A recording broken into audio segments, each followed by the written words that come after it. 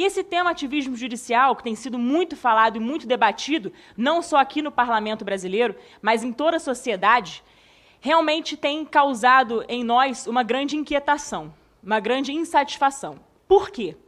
Porque que há uma intromissão indevida do Supremo Tribunal Federal, notadamente, no Legislativo, isso não é dúvida, não há dúvida nenhuma. Eu tenho aqui alguns exemplos que eu vou mencionar de ativismo judicial, frutos de ativismo judicial. Foi relatado aqui, por um dos expositores na mesa, que o povo não acredita no legislador, ou seja, não confia no legislador. E com todas as vênias, eu penso o seguinte: nós fomos eleitos democraticamente. O povo nos elegeu. Por quê? Porque acredita em nós. A despeito de questões ideológicas, etc. Mas é bem verdade que o povo nos elegeu porque acredita que nós possamos ser porta-voz desse povo que nos elegeu. E o parlamento representa a vontade popular. Então é exatamente o parlamento, o ambiente democrático para amplas discussões. Não são 11 ministros, que eu costumo dizer muitas vezes, ditadores togados, que simplesmente vão decidir ou definir, através de uma decisão, o futuro de uma nação. Ainda mais em pautas que são extremamente sensíveis e caras ao povo brasileiro. Foi tratado aqui também sobre algumas temáticas. Foi levantado o tema do aborto, que realmente é um tema sensível. O povo brasileiro é radicalmente contra o aborto. As estatísticas comprovam isso. Se nós fizermos, inclusive, perguntas para a sociedade civil, dirão, sua maioria, que são contrários ao aborto. E, através da DPF 442, tentaram legalizar o aborto, através de um subterfúgio jurídico, como muito bem foi tratado pelo pelo Henrique Lima, que é subprocurador do Ministério Público. Então, vejam, quando muitas vezes certos partidos políticos perdem no parlamento, se socorrem do Supremo Tribunal Federal. E eu repudio esse tipo de prática. Evidentemente, como muito foi falado, acredito sim que muitos parlamentares se beneficiam do judiciário, se beneficiam deste ativismo. E isso nós temos que olhar com muita responsabilidade. Evidentemente, também, o parlamento, ele muitas vezes faz jus ao ativismo judicial. Figura esta que eu também repudio. Eu acho que nós temos que enfrentar com muita maturidade este tema, porque o povo brasileiro lá fora vê o Supremo Tribunal Federal como inimigo. E eu não estou falando algo que seja fruto do meu achismo. Não é uma questão de convicção pessoal. Evidentemente que eu também acredito nisso, porque hoje muitas pautas sensíveis estão sendo capitaneadas pelo Supremo em razão de questões políticas. O Supremo está altamente politizado. Muitas convicções pessoais dos ministros estão sendo colocadas no papel, através de decisões, demonstrando viés político, sim, do Supremo Tribunal Federal. O Poder Judiciário como um todo, eu costumo dizer, principalmente o protagonismo que não cabe ao Supremo, porque ele é o último intérprete da Constituição Federal. A Constituição Federal, ela existe, claro, para ser respeitada, inclusive por nós parlamentares. E no que tange a ADO 26, que trata da criminalização da homofobia, aqui no Parlamento Brasileiro há pelo menos 10 projetos de lei que tratam exatamente da criminalização da homofobia. Mas, como nós somos, claro, representantes do povo brasileiro, que não quer esta matéria, se nós não aprovamos aqui é porque o povo não quer. É porque o povo nos elegeu legitimamente e o povo brasileiro não quer ver a homofobia criminalizada. Inclusive, tem o PLC 122, que está lá no Senado Federal. Eu anotei aqui, fiz questão de relatar alguns desses que eu mencionei.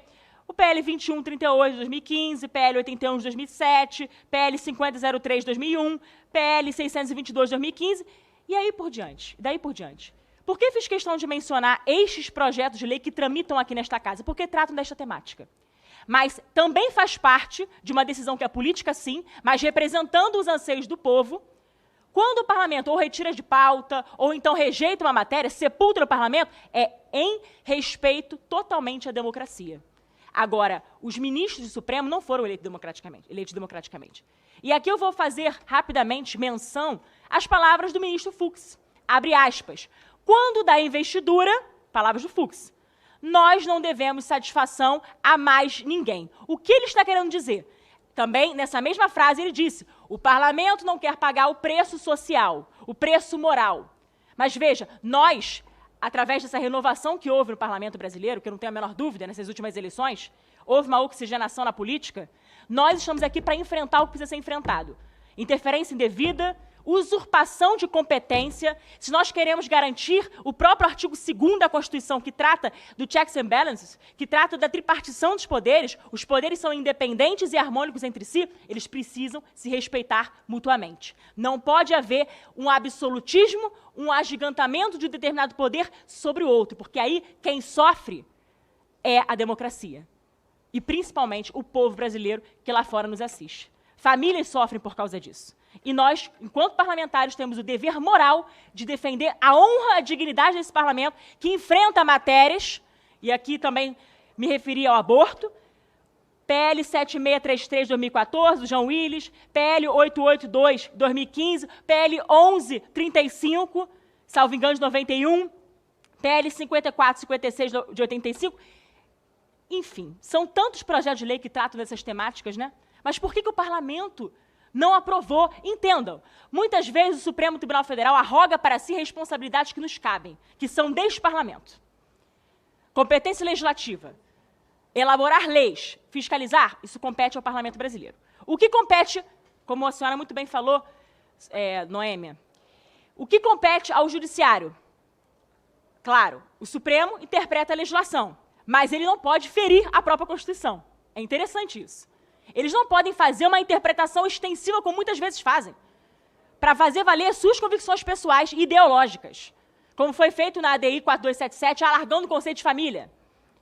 São alguns dos exemplos. Eu não estou querendo aqui trazer viés ideológico, estou falando de questões evidentes. São fatos evidentes. Não estou trazendo juízos de valor. Agora, é evidente também, a Constituição ela tem uma carga axiológica e que precisa ser respeitada. O judiciário precisa aplicar as leis que são feitas no parlamento brasileiro.